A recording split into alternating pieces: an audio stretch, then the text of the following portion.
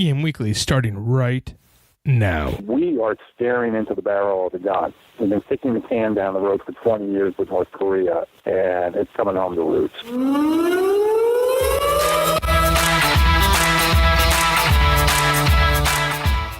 Hi, this is Todd DeVoe, host of EM Weekly, and in this podcast, we're interviewing Dr. William Forctchen, an author of over 50 books, including 1 Second After, 1 Year After, and The Final Day, which discusses what an EMP attack, an electromagnetic pulse attack, would look like on the United States, coming from his view. And he's done a lot of extensive research into the concept of EMP.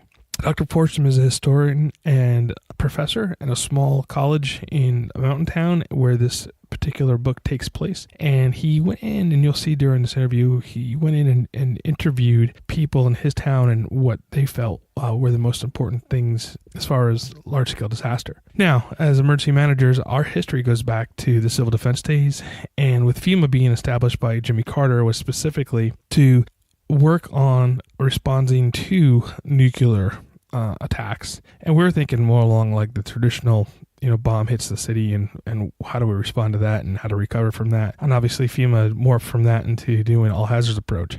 And I think taking the all hazard approach specifically associated with the EMP is not a bad idea. But the difference is here is that we would be cut off specifically from communications, and maybe in larger towns like Los Angeles or New York or Chicago, whatever, the communications might be better. Who knows? However, in the small rural areas, definitely they would not be able to have the support that we would expect. So think about something like the Hurricane Katrina or Superstorm Sandy, where there would be no communication across the United States. And that's the concept here specifically associated with these books, 1 Second After, all the way to The Final Day. I would like to discuss this a little bit more. So once you listen to the interview, if you could go down and give me your comments and your thoughts about this potential attack. When I interviewed him, this was prior to North Korea being in the news again regarding their potential threat to Guam with a nuclear hit, and doing a little bit more looking into what capabilities that the government feels that Korea has. They think they could hit San Diego and even going over the Arctic Circle into New York City. So these are some things that we have to think about and plan for specifically if we do get hit with the nuclear attack. If those of us that grew up in the 70s and 80s and before know that this is something that we were really concerned about, right? When we had the MAD between us and the Soviet Union. And we thought after the Soviet Union fell, that area of the mutual assured destruction, MAD, would have been gone. But now with North Korea getting their hands on nuclear bombs and the capabilities now of sending those small devices with ICBMs, or also with Iran having the nuclear capability, do we and should we, and I think we should, start thinking about that in our planning specifically. So again, I'm going to let Dr. Forctchen kind of make the argument for that, and let me know at the end of this interview what you think regarding should we or should we not be worried about this? Or should we plan for this? And, knowing that our infrastructure is kind of fragile right now, what do you think?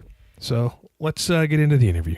I'm here with William Forctchen, the author of the smash hit 1 Second After. And in the emergency management world, this book I know we've been talking about it, and he has 2 follow-up books after that one. And we're going to talk a little bit about his book, and I really want to get into the EMP aspect of it. So, William, welcome to EM Weekly. How are you doing today? Doing great, and looking forward to chatting with you. Can you tell me a little bit about how you got into writing about the EMP and your experience with it? We have to go all the way back to 2004. I was up in Washington, D.C., meet with my friend Newt Gingrich. At that time, Newt and I were working on a fiction series about the American Civil War. We were going to meet for a couple of days and plot out our next book. Just so happened that was the exact same day that the 2004 congressional report on EMP came out. Newt had attended some of that meeting, was expressing frustration that the media had not picked up on it at all.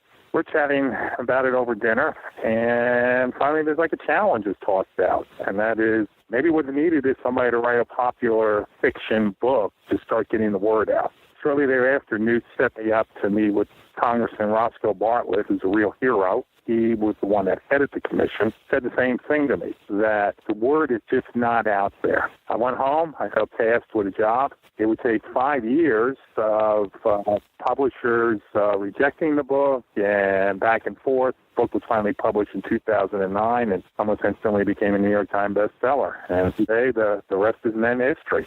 So that's the thumbnail version of a very long journey of 5 years. Yeah, I mean, you could tell when you read the book, there's a lot of detail in the book. And one of the things I really found interesting was I read the book just after we were doing some swine flu issues that we had here in Southern California. And one of the conversations that we were having in the Emergency Operations Center with the city manager and the chief of police and county health and all those people on a round table was the idea of social distancing and when we might have to make that decision, if we had to make that decision. And social distancing obviously is when we're telling people they cannot go out to the movies, they can't do any public gathering, so it's a really big deal because now you're suspending potentially First and Fourth Amendment rights. And that conversation happened. And when I was reading in 1 Second After, when the town got together, the town elected officials and obviously some people who were kind of put in there because of their expertise, were talking about food rationing and all this other kind of stuff that was occurring.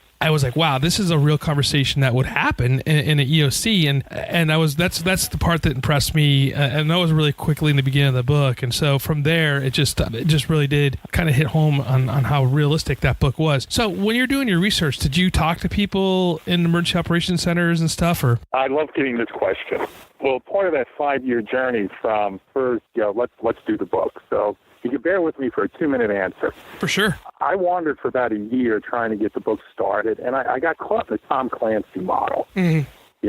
We have a hero, the bad guys have 3 bombs, and one guy goes off, they stop the others. And then I had the Gestalt. I was struggling with the book, I couldn't get it off center, and I'm sitting at a graduation ceremony. I teach at a small, wonderful Christian college here in North Carolina, Montreat College. You have 500 kids. You get to know every one of them. One of the reasons I love being there. And I'm sitting at the graduation ceremony, and it was like, wham. I said, God slapped me on the side of the head. It was write about us, write about my town, write about my kids, write about the people I teach with, the community I live with. And by the way, the town of Black Mountain in my novel is a real place. So the very next day, I'm out interviewing. I live in a small town.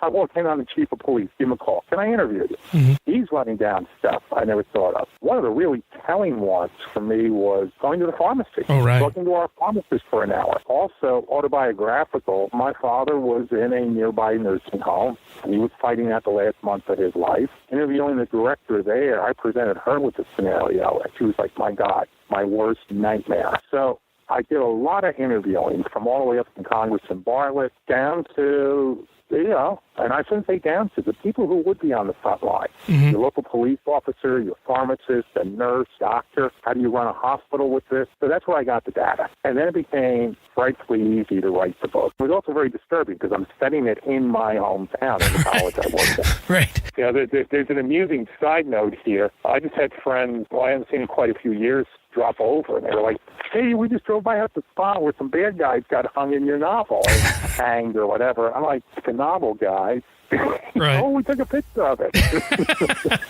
You two bring up a lot of good issues. One is with diabetes and drugs that are saving lives every day that are no longer going to be there. And, with the character in the book with the daughter of your hero, having the whole diabetic issue going on, and that's for sure true. But the other one that you brought up that I never really thought about in a large-scale disaster, and I guess I did in the back of my mind, but just kind of brought it to the fore, was the idea of the psych issues. And what do you do with the people that are on psych drugs knowing that at some point they're going to be off of medication? And do you suspend their constitutional right to free roaming around, knowing that they're going to become a public safety issue at some point, whether they're schizophrenic or bipolar or whatever issues that they're fighting with, and the drugs are keeping them stable? And that was we actually had a conversation, a bunch of emergency managers, based on your book, about what would we do, here in California if we had a large scale earthquake. Just not even, something where we're nationwide, but what do you do with those people if for 6 months they can't get a hold of their drugs? And so what made you bring that part in the book? That came out of the pharmacist. Again, I live in a small town. So her name was Elizabeth, and we're sitting there over a cup of coffee, and I present her with the question. She actually broke down in tears talking about it. And it made me realize, you want to know the person who knows actually the intimate details the most about a town? It's your pharmacist, not your doctor. It's your pharmacist, because she's filling the prescription, and she's rattling off pancreatic enzyme disorder. Go off meds for a week, you're gone. The number of people on pain medications, the number of people on heart medications, cancer medications. She raised the point. She said in about 30 days, you would have somewhere between 1/2 to 1% of the population would be in a deeply psychotic, not neurotic, psychotic state. People who were institutionalized 60 years ago, now you just make sure they have a pill every day. Right. And add into that the stress, the fear, everything else. You're going to have 5-10% of the population that's going to be in a psychotic episode, and you got to deal with that. And what are the constitutional questions? Let me throw one more in. Talking with a friend who was a warden in a prison, I presented him with the question: what do you do at the end of 5 days when none of your employees, guards are showing up? Do you open up cells, tell these people, be nice, go home, or do you shoot? And he was like, well, I would let the non-violent offenders go. I said, what do you do to the violent ones? You walk cell to cell, shoot them, and then like some bad Twilight Zone episode, just as you're done bumping off the 30 bad hombres in your prison, the lights come back on, then what? Right. A good way of looking at this is look what happened with Katrina. The stories about the one hospital where they started euthanizing some of the patients there, something people don't want to discuss. Another one where 50 elderly were found floating against the ceiling in a nursing home. Right. We as a society don't want to think about it. We're not prepared for it. We have no plan. It is a very frustrating issue.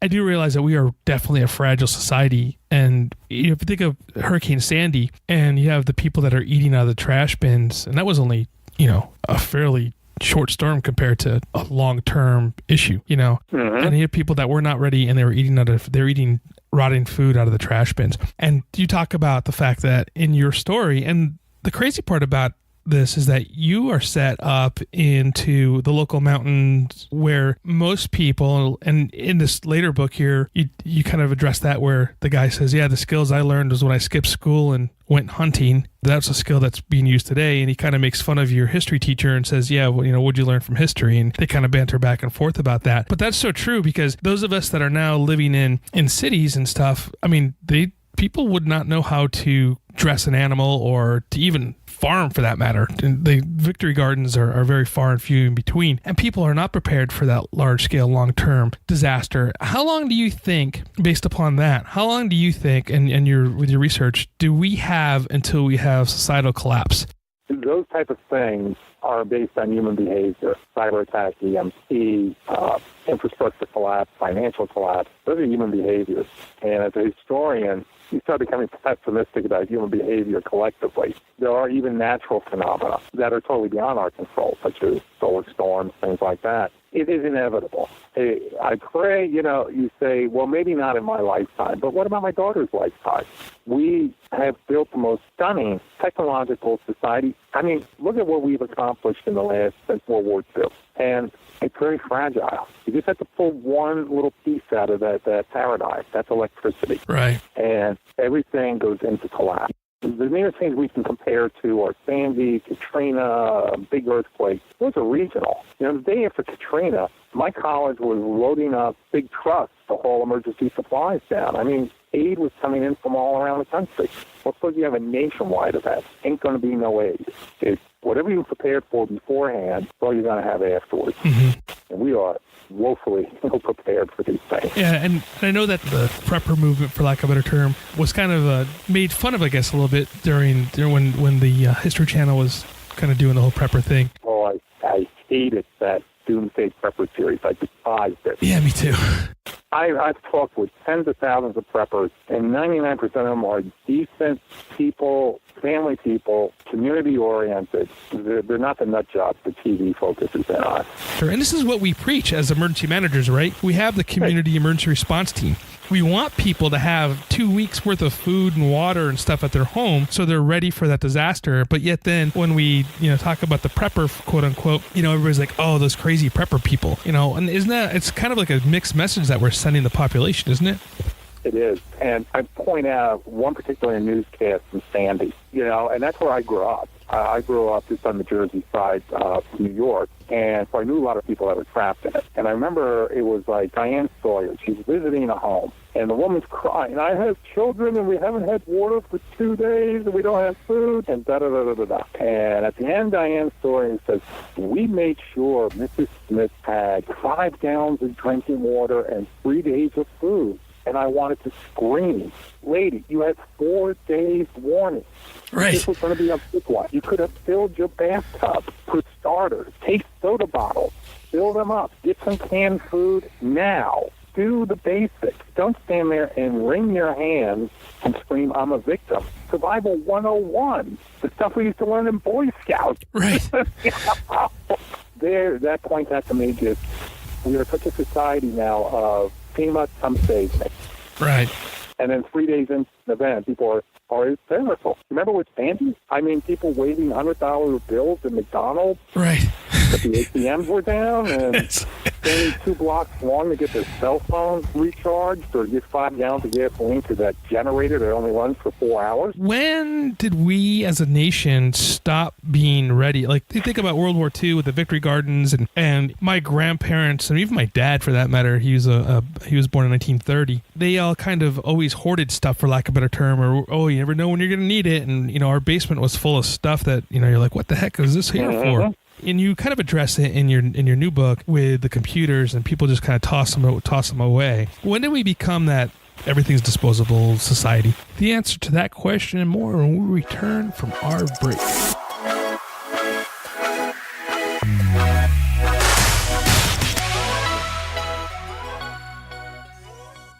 Emergencies happen, whether they're related to medical emergencies, threats of physical violence, weather-related, or other. One of the most difficult things during an emergency is to find help and quickly and efficiently communicate with all parties, regardless of whether you're an administrator, law enforcement, or the end user.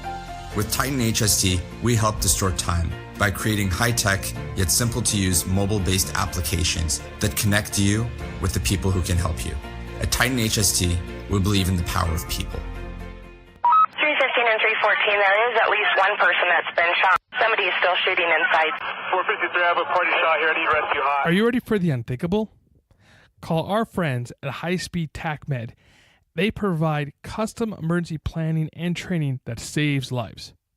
With years of experience in law enforcement, search and rescue, responding to and managing large-scale incidents, HSTM will evaluate and prepare written plans, training sessions, drills, and debriefs, leaving you with the necessary tools and experience that can save lives.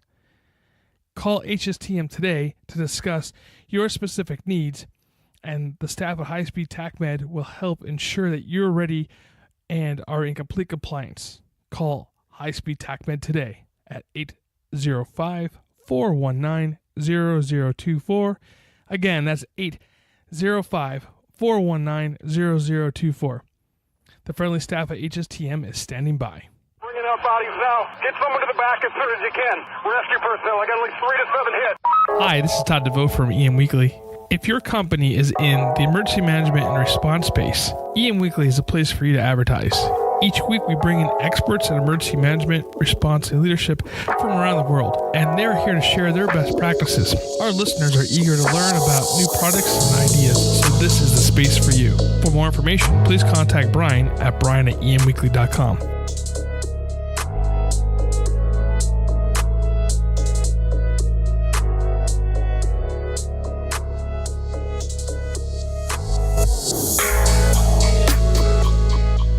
When did we become that everything's disposable society? Well, we moved a couple generations away from the Depression in World War II. Your dad was shaped by the Depression, as were my parents, and even me, born 20 years later. The stuff in the base, the stories about, well, you never know. You never know when this is going to happen. And as a kid, you kind of laugh a bit, but you get older, you realize it. A very good illustration. I was head of admissions at a little boarding school up in Maine many years ago. Very upscale German industrialist who's being transferred to the United States. He visits our school. We're talking. At the end of the day, he's asking me, do you have vocational ed here? And I said, well, New England boarding schools, we don't. We're academic. He said, well, I got to find something with vocational ed. I said, why? He said, well, my father, he's this gentleman back in the 1980s, and my father was a professor, full professor at Heidelberg. There was no Heidelberg University in 1945. But he had been a tinsmith like his father and his father before him. And he put the food on the table for my family for 3 years, taking tin cans out of garbage dumps and fashioning them into something useful.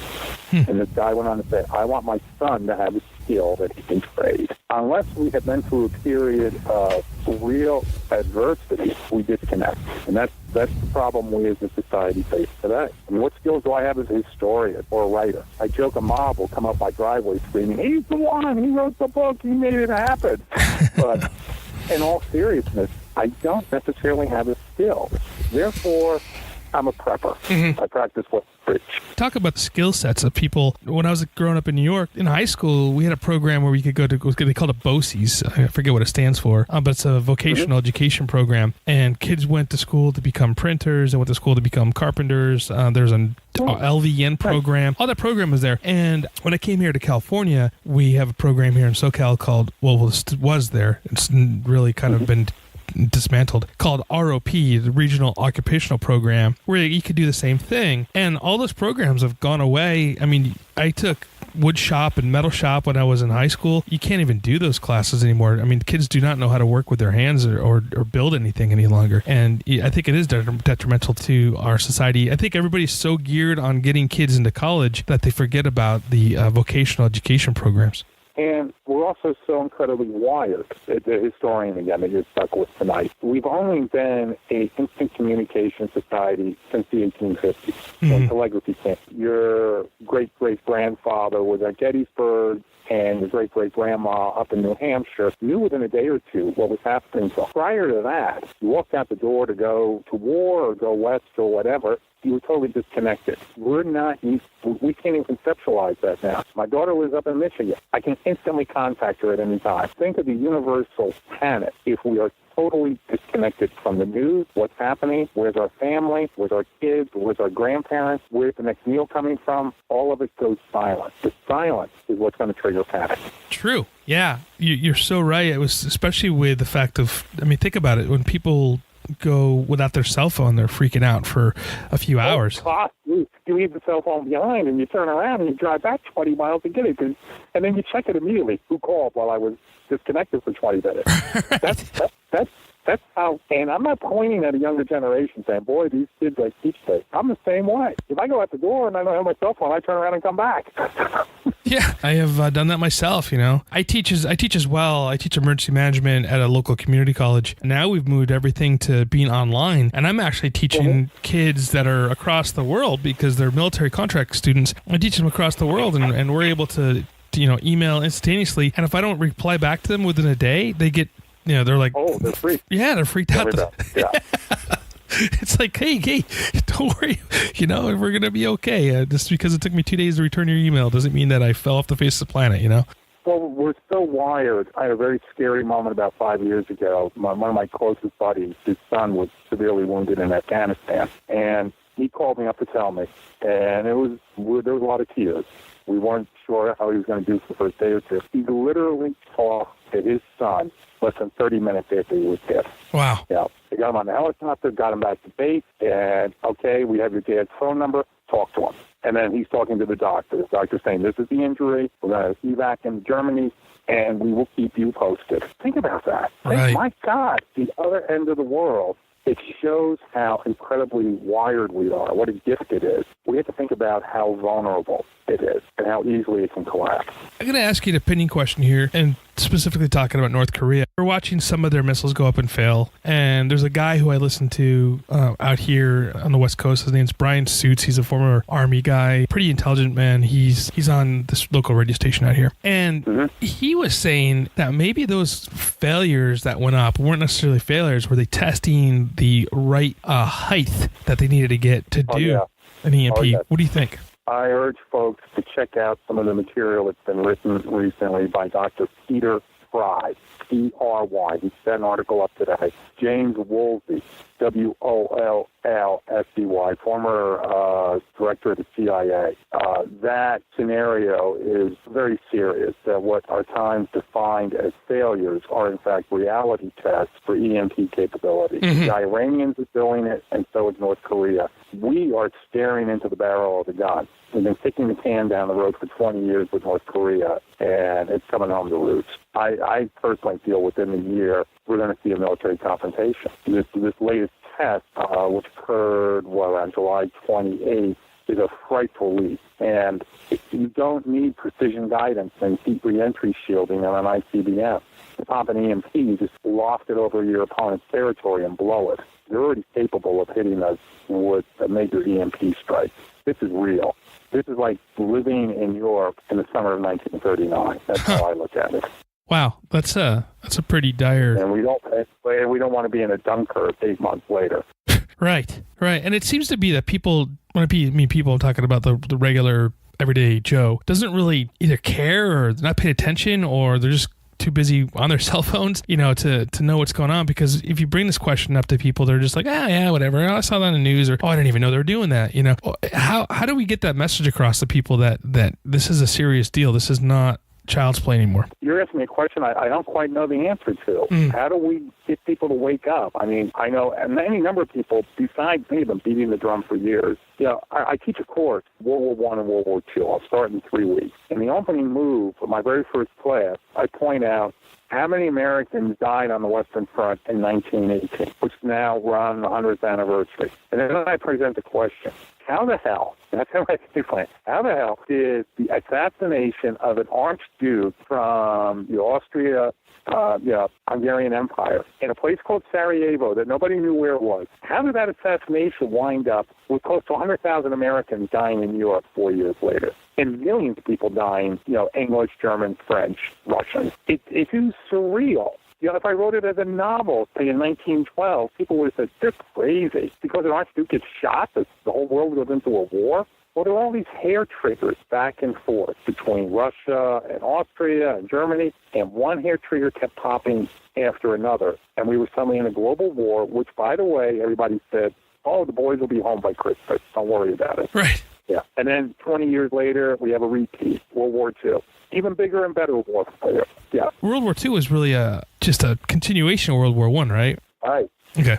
Yeah, in fact, I used to teach 2 separate courses, World War I and World War II. And last year I morphed them together into one class, and I actually call it the 30 Years' War. I mean, they really are just a continuum. So no matter how bizarrely impossible that seems, we should take that lesson and take it seriously.